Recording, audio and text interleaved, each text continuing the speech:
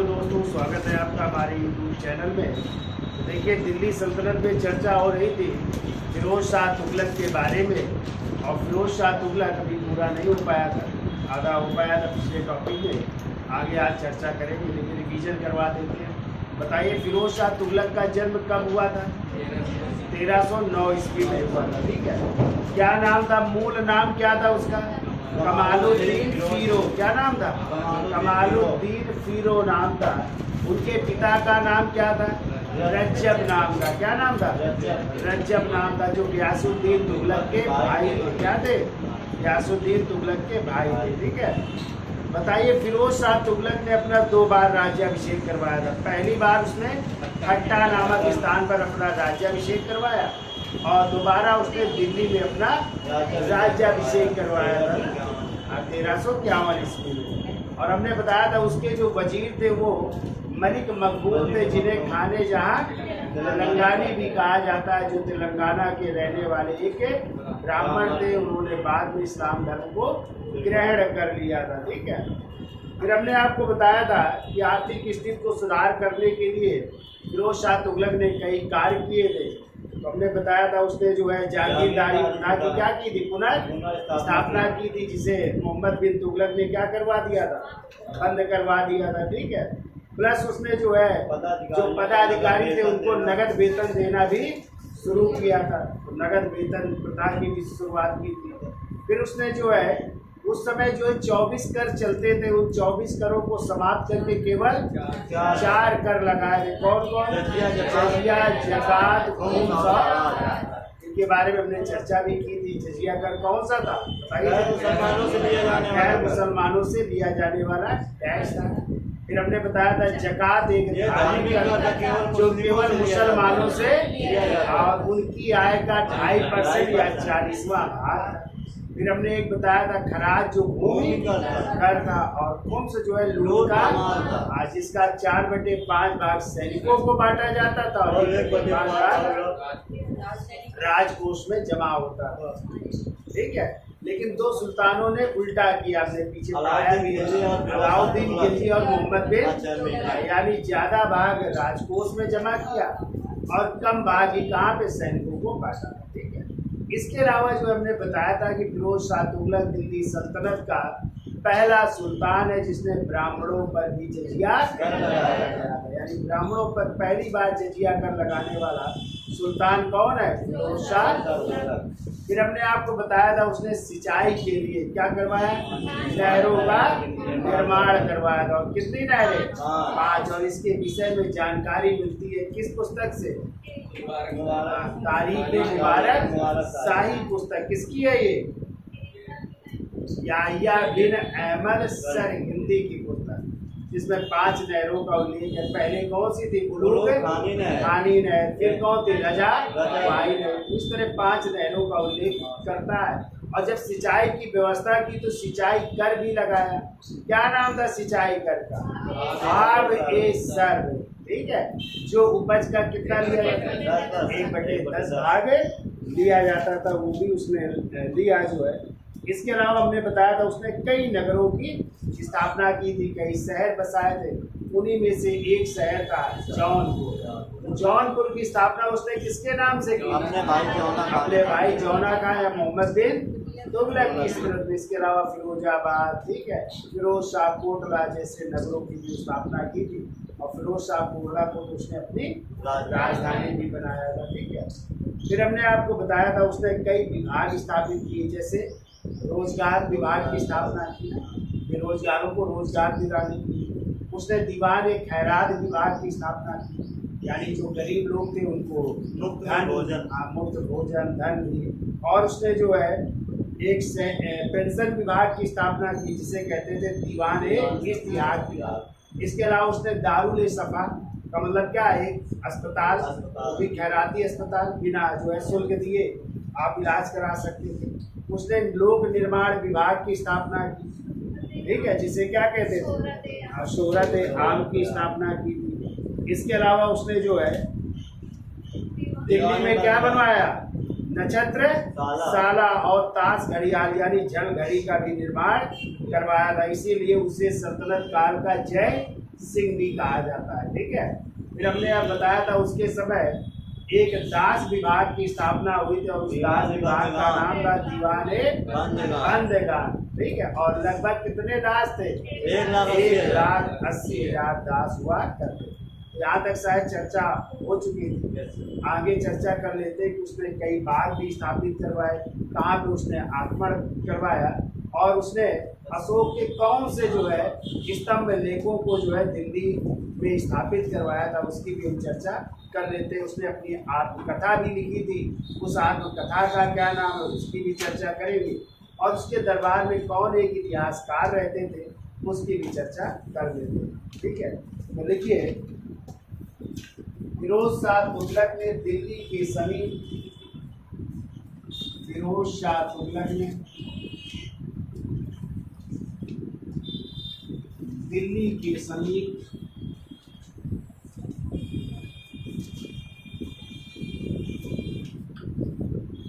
1200 बागों का निर्माण करवाया।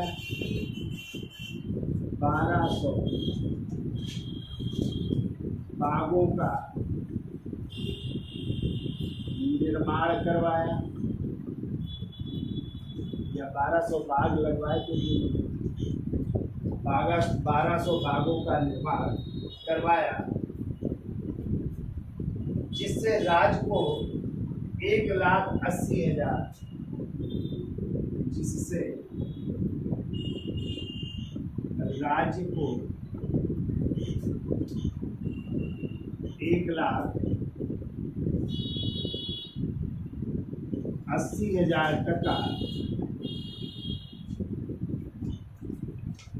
टका वार्षिक आय होगी। वार्षिक आय भी होने लगी। 1,80,000 टका वार्षिक आय होती थी। देखिए कहाँ कहाँ अभियान कर रहा है।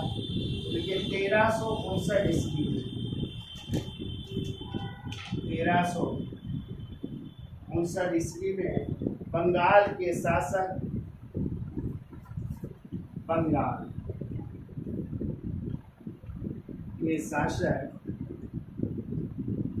शमसुद्दीन इलियास खान शमसुद्दीन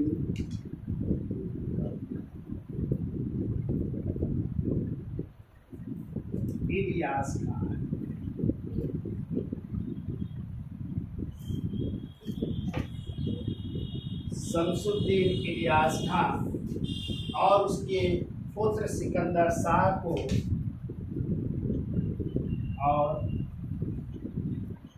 उसके पुत्र सिकंदर शाह को पराजित कर और उसके पुत्र सिकंदर शाह को पराजित कर वापस लौटते समय को पराजित कर वापस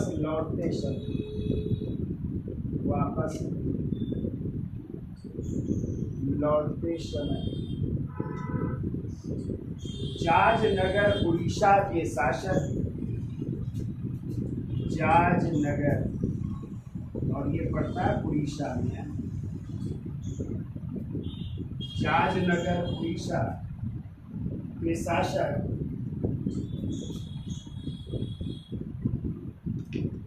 भानुदेव को पराजित कर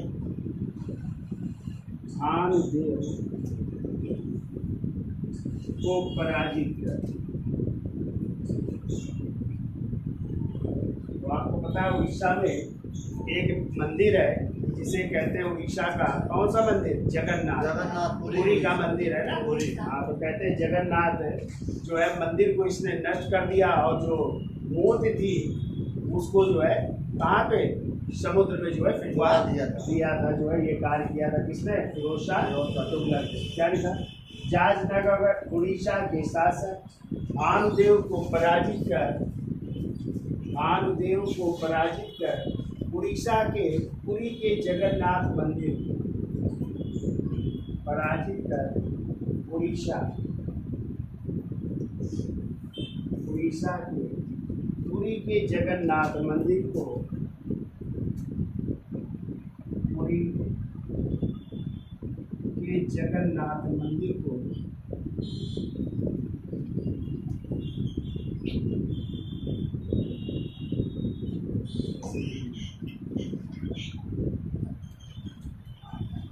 जगन्नाथ मंदिर को तुड़वाकर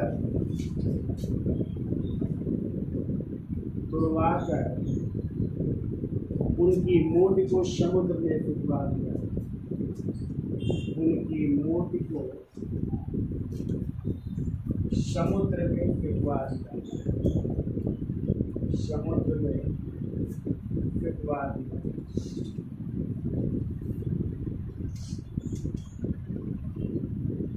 जगन्नाथ मंदिर को नष्ट करता है।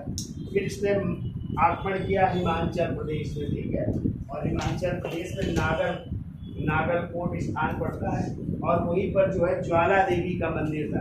तो उस ज्वाला देवी के मंदिर को भी क्या किया, नष्ट किया। और कहते हैं वहाँ से बहुत सारी संस्कृत की पुस्तकें अपने साथ ले आया। फिर उनका जो है फारसी भाषा में क्या करवाया, अनुवाद करवाया था। लगभग 300 संस्कृत ग्रंथों का उसने फारसी में अनुवाद करवाया था। किस नाम से करवाया था उसकी भी चर्चा कर लेते हैं। तो देखिए अगला पॉइंट के देखो 1365 ईस्वी में 1365 ईस्वी में नागरकोट हिमाचल प्रदेश पर आक्रमण कर नागरकोट कहाँ पड़ेगा, हिमाचल में आक्रमण कर नागरकोट हिमाचल प्रदेश में आक्रमण कर नागरकोट की ज्वाला देवी के मंदिर को लूटा। नागरकोट के ज्वाला देवी के मंदिर को ज्वाला देवी के मंदिर को लूटा।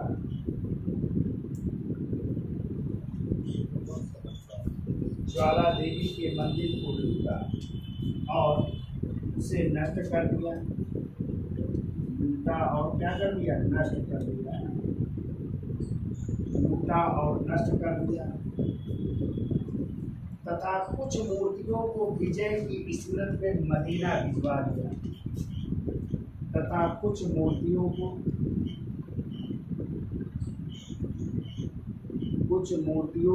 विजय की स्मृति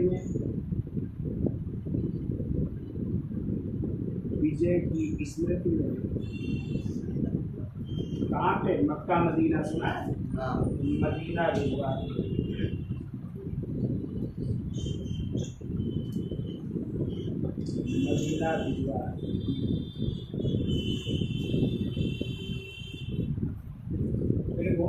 फिरोज शाह तुगलक ने एक अनुवाद विभाग की स्थापना की। अनुवाद विभाग की स्थापना की। अनुवाद विभाग स्थापित कर रहा है और ज्वालामुखी मंदिर से मिले और ज्वाला मुखी मंदिर से मिले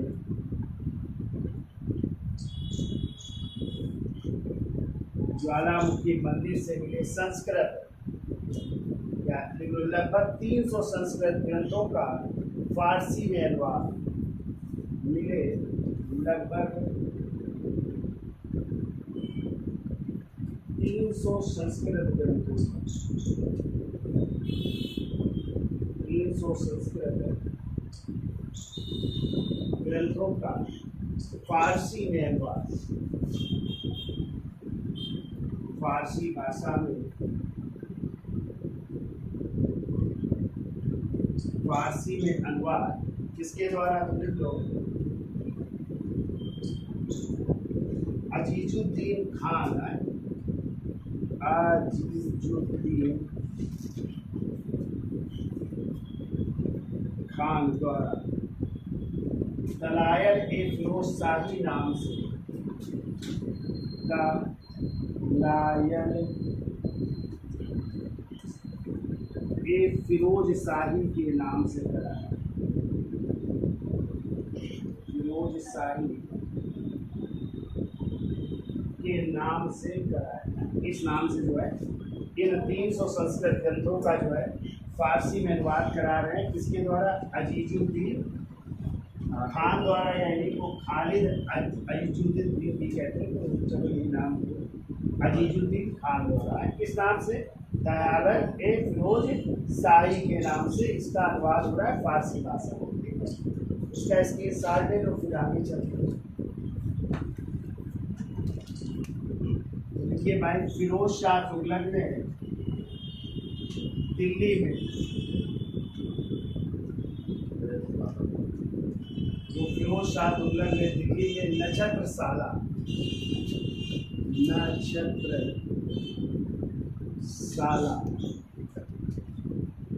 एवं ताश घड़ियाल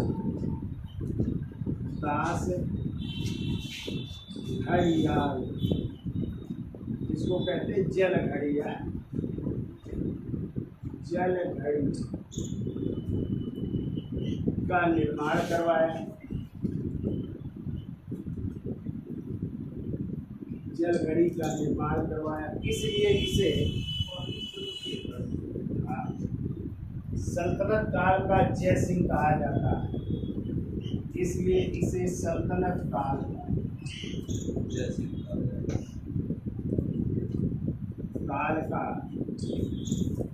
सिंह कहा जाता है।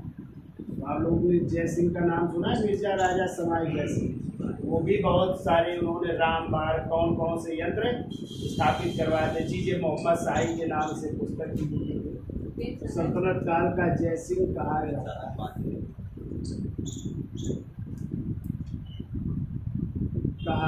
ठीक है।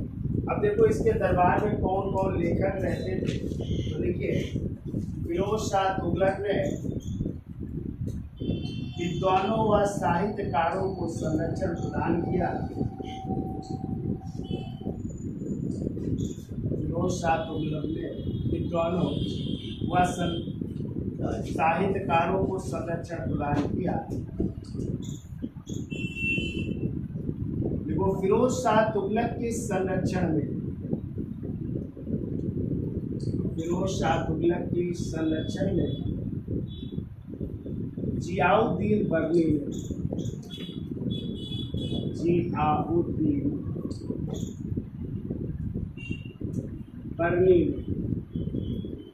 कौन कौन सी किताबें लिखी? तो पहला तो लिखी तारीख ए फिरोज शाह, तारीख ए फिरोज शाही, एक ये लिखी, और दूसरी लिखी फतवा ए जहादार, फतवा ए जहादार। ये दो किताबें लिखता है जियाउद्दीन बर्नी। किसके संरक्षण में? फिरोज शाह तुगलक के। और फिरोज शाह तुगलक ने स्वयं अपनी आत्मकथा लिखी, स्वयं आत्मकथा लिख रहा है। किस नाम से? लिखो, फुतहात ए फिरोज शाही के नाम से, फुतहात ए फिरोज शाही के नाम से।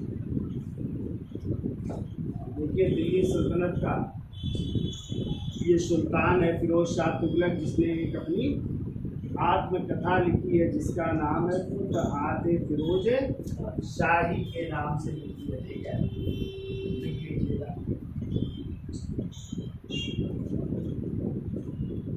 अगला पॉइंट को, फिरोज शाह तुगलक ने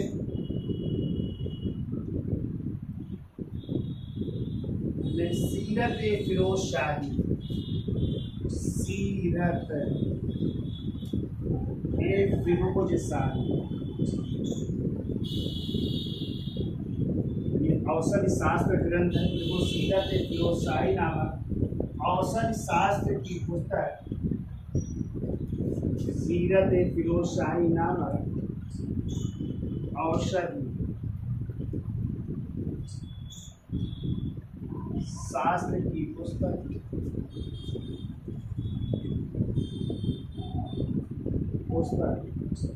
लिखने का आदेश दिया, लिखने का आदेश दे रहा है, आदेश दिया। सीरत एक फिरोजशाही कैसा ग्रंथ, औषधि शास्त्र ग्रंथ है, एक औषधियों की जानकारी प्राप्त होती है। फिर ये फिरोज शाह तुगलक ने अशोक द्वारा निर्मित, सम्राट अशोक का नाम सुना, जो सम्राट अशोक द्वारा निर्मित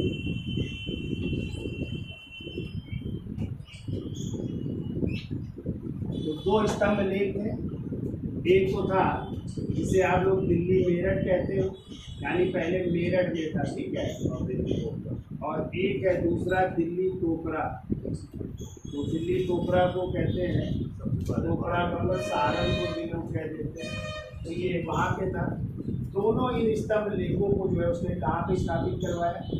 दिल्ली में स्थापित करवाया, दिल्ली में स्थापित करवाया, दिल्ली में स्थापित करवाया।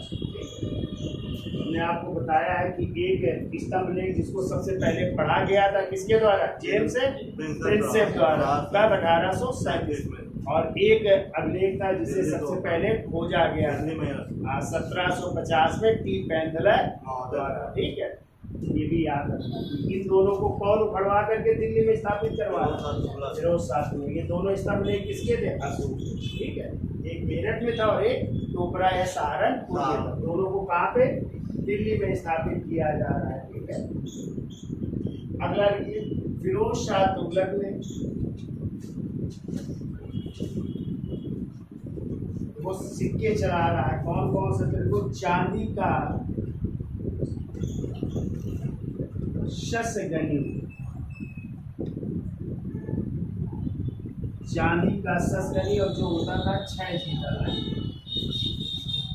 6 जीतर नामक सिक्का चलाया।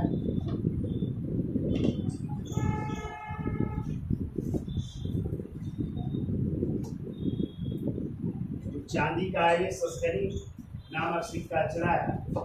जबकि इतिहासकार अफीफ के अनुसार, इतिहासकार अफीफ क्या लिखते हैं? इतिहासकार अफीफ के अनुसार सुल्तान ने अद्धा और बिक्र, सुल्तान ने एक सिक्का चलाया था अद्धा और दूसरा चलाया था बिक्र नामक सिक्के का भी प्रचलन किया। अद्धा होता था टके का 1/2 भाग में होता, टके का 1/2 होता था, और बिक होता था टके का 1/4।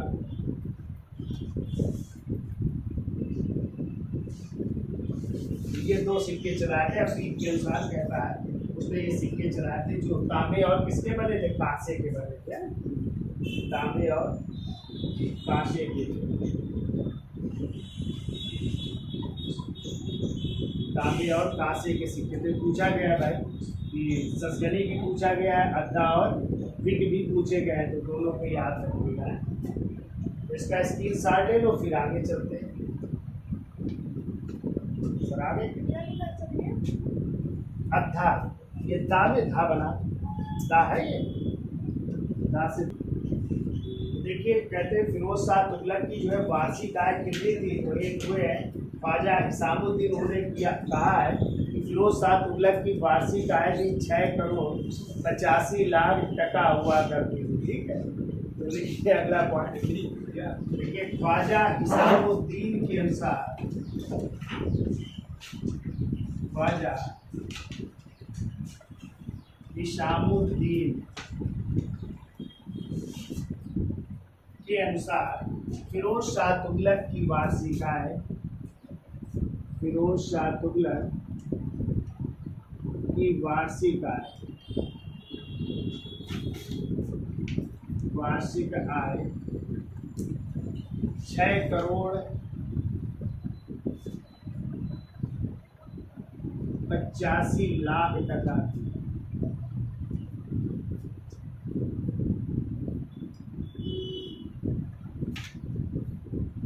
6 करोड़ कितनी थी? 85 लाख टका हुआ करती थी। इतनी वार्षिक आय थी फिरोज शाह तुगलक। ठीक है, अगला पॉइंट, वो फिरोज शाह तुगलक ने, क्वेश्चन बहुत पूछा गया है, याद रखिएगा। पूछा जाता है कि फिरोज शाह तुगलक ने अपने खुतबे में किस जो है शासक का नाम नहीं पढ़वाया था, यानी खुतबे में उसका नाम नहीं पढ़ा जाता। तो कुतुबुद्दीन ऐबक का नाम खुतबे में नहीं पढ़ा जाता था, ये भी याद रखिएगा। तो देखो, फिरोज शाह तुगलक के खुतबे में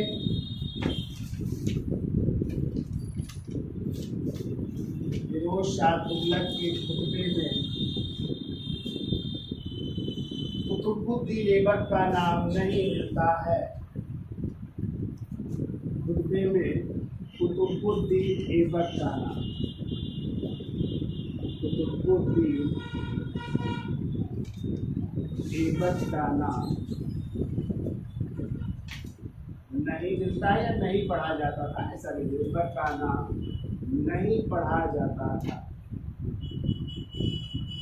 पढ़ा जाता था। और इसके पीछे कारण है, चूंकि ऐबक ने सुल्तान की उपाधि नहीं धारण की थी, बल्कि कौन सी उपाधि? मलिक, सिपह सालार और वली अहद जैसी उपाधियां धारण की थी, इसलिए उसे दिल्ली सल्तनत का क्या सुल्तान नहीं माना जाता है। ठीक है, जबकि इल्तुतमिश को दिल्ली सल्तनत का वास्तविक संस्थापक माना जाता है, क्योंकि उसने सुल्तान की उपाधि धारण की थी ना, अपने नाम के सिक्के भी चलाए थे, ये भी कहा है।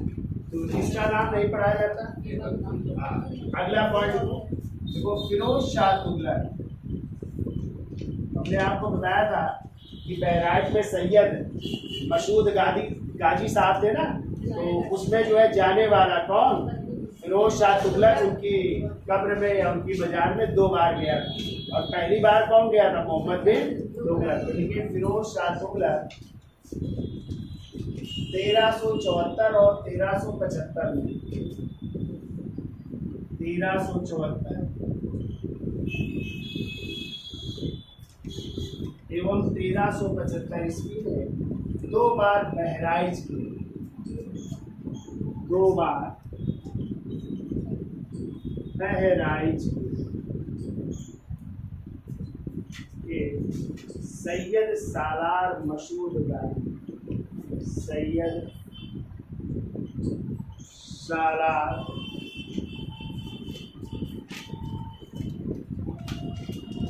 मसूद गाजी की मजार पर जियारत करने गया, की मजार पर जियारत करने गया।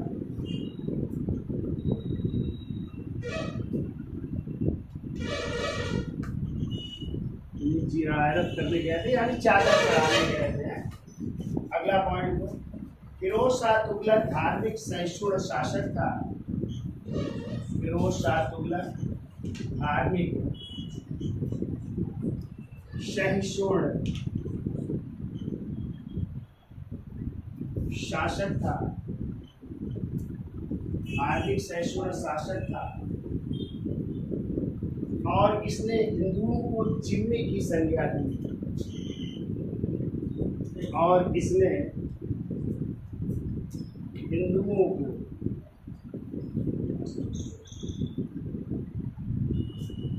जिम्मे की संज्ञा दी, यानी जिम्मी कहा है, जिम्मे की संज्ञा दी, यानी सभी धर्मों को मानने वाले की संज्ञा दी है, जिम्मी कहा है। अगला पॉइंट है, वो सुल्तान के वजीर या फिरोज शाह तुगलक के वजीर, और वजीर का नाम था खाने जहां तेलंगाना है, खाने जहां तेलंगाना, खाने जहाँ तेलंगानी का मकबरा का मकबरा। प्रथम अष्टभुजीय मकबरा था, ये बहुत पूछा जाता है। तो अष्टभुजीय मकबरा किसका था? तो वो था खाने जहाँ तेलंगानी का अष्टभुजीय मकबरा था। 8 भुजाएं थी। अष्टभुजी मकबरा माना जाता है किसका? खाने जहाँ तेलंगानी का मकबरा, जो फिरोज शाह तुगलक के वजीर है। अगला पॉइंट लिखिए, वो फिरोज शाह तुगलक के शासनकाल में एक भी मंगोल आक्रमण नहीं हुए। एक भी मंगोल आक्रमण नहीं हुए। मंगोल आक्रमण नहीं हुए। और कब मृत्यु हो जाती है? तो देखिए, फिरोज शाह तुगलक की मृत्यु 20 सितंबर, मृत्यु देखिए 20 सितंबर 1388 ईस्वी को। 20 सितंबर 1388 में फिरोज शाह तुगलक की मृत्यु हो जाती है। ठीक है, अब देखिए कुछ इतिहासकार हैं, उन्होंने क्या कहा उसके बारे में चर्चा कर लेते हैं। तो इसका स्क्रीनशॉट है, तो फिर आगे चलते हैं। तो लिखिए, देखिए इतिहासकार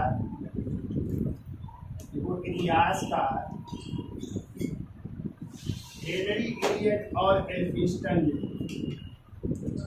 हेनरी इलियट और एल्फिंस्टन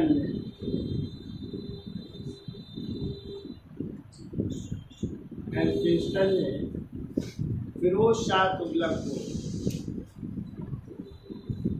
को सल्तनत काल का अकबर कहा है।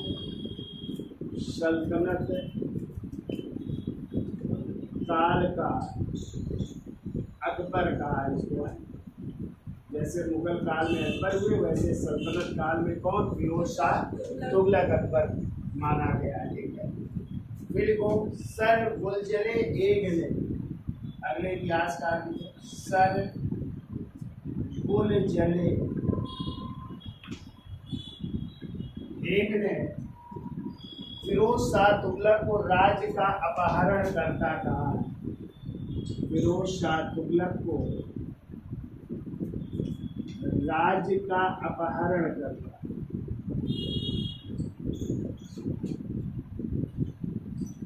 अपहरण करता था। यानी राज का क्या करने वाला? अपहरण करने वाला। तो राज का अपहरण करता था किसने? सर गुलजरे एग ने कहा। ऐसे लिखो, तो इतिहासकार बर्नी ने, यानी जियाउद्दीन बर्नी ने क्या कहा? तो बर्नी ने फिरोज शाह तुगलक को, फिरोज शाह तुगलक को दिल्ली का आदर्श सुल्तान कहा है। दिल्ली का आदर्श सुल्तान क्यों कहेगा? क्योंकि उन्हीं के दरबार में रहते भी थे ना, उनको संरक्षण भी प्राप्त था। इस कारण जो है दिल्ली का क्या कहा है? आदर्श सुल्तान कहा है। और सच्चा मुसलमान कहा है। ठीक है, और कहा है साथ में पहला सच्चा मुसलमान भी कहा है। पहला सच्चा मुसलमान शासक भी कहा है। ये कहा है जियाउद्दीन बर्नी ने। फिर को इतिहासकार विसेंट स्मिथ ने, विसेंट स्मिथ ने क्या कहा है? इन्होंने कहा है फिरोज की, देखो फिरोज की अकबर से तुलना करना मूर्खता है। फिरोज की अकबर से तुलना करना मूर्खता है। भाई अकबर से इनकी तुलना नहीं की जा सकती, ये मूर्खता है। ठीक है, फिरोज की अकबर से तुलना करना मूर्खता है, ये कहा। जिनको शम्स सिराज अफीक ने क्या कहा, पूरा नाम है शम्स सिराज अफीक ने जो है फिरोज को संत कहा है। फिरोज शाह तुगलक को संत कह करके संबोधित किया है, तो संत कहा है। फिरोज शाह तुगलक को संत कहा है। इनको रमेश चंद्र मंजूमदार, आरसी मंजूमदार, इनको 60 में आरसी मंजूमदार, या पूरा नाम कितना हो, रमेश चंद्र मंजूमदार। वो फिरोज शाह तुगलक को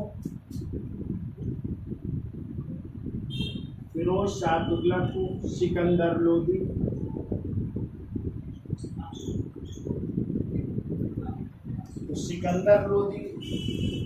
और औरंगजेब का अग्रगामी, और औरंगजेब का अग्रगामी,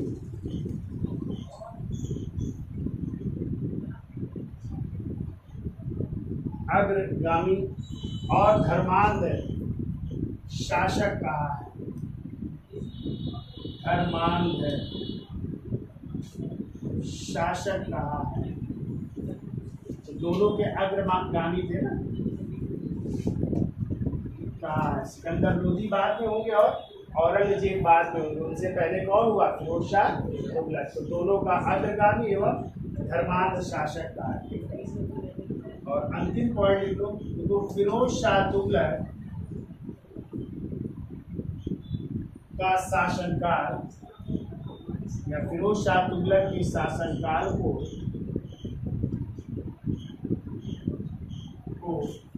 वजारत का चरमोत्कर्ष काल माना जाता है। वजारत का मतलब होता है वजीरों का, वजारत का चरमोत्कर्ष काल माना जाता है। चरमोत्कर्ष काल माना जाता है।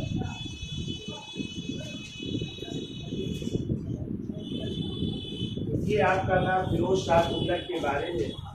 क्या क्या जो है इतिहासकारों ने क्या क्या कहा है, तो ये याद कर लेना है। तो हेनरी इलियट और इंटिस्टर ने क्या कहा, सल्तनत काल का अकबर।